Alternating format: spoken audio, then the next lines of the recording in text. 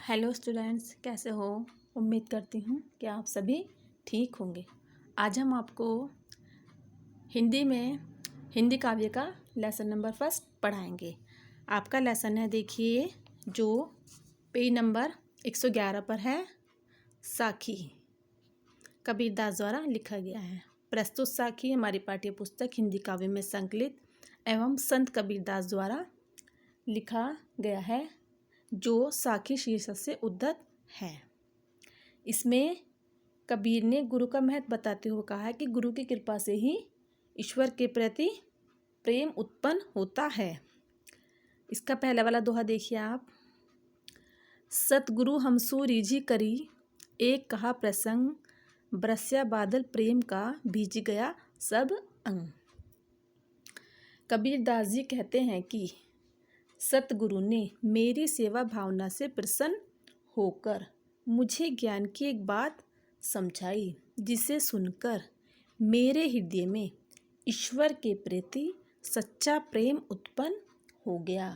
वह उपदेश मुझे ऐसा प्रतीत हुआ मानो ईश्वर प्रेम रूपी बादल बरसने लगे हों और उस ईश्वर प्रेम रूपी वर्षा से मेरे शरीर का एक एक अंग भीग गया।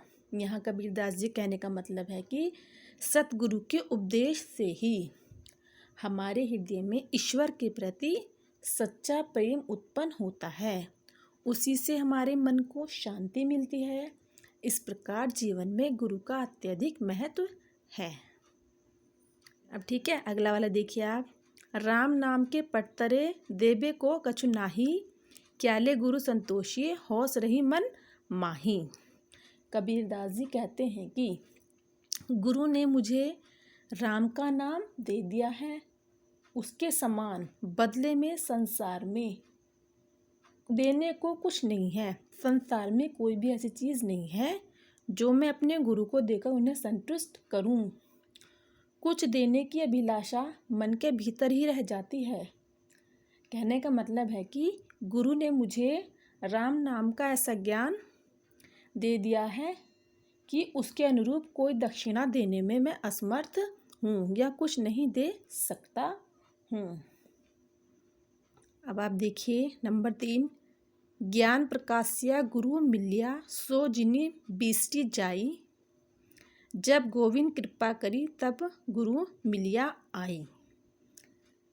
कबीर का कहना है कि ईश्वर की महान कृपा से ही गुरु की प्राप्ति होती है। इस सच्चे गुरु ने तुम्हारे भीतर ज्ञान का प्रकाश दिया है।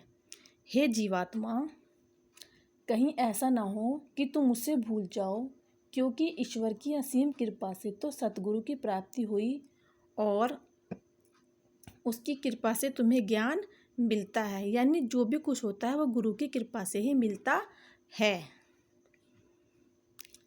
माया दीपक नर पतंग, ब्रह्मी ब्रह्मी इवे पड़ंत, कहे कबीर गुरु ज्ञान थे एकाद उबरंत। यह संसार माया के दीपक के समान है और मनुष्य पतंगे के समान है।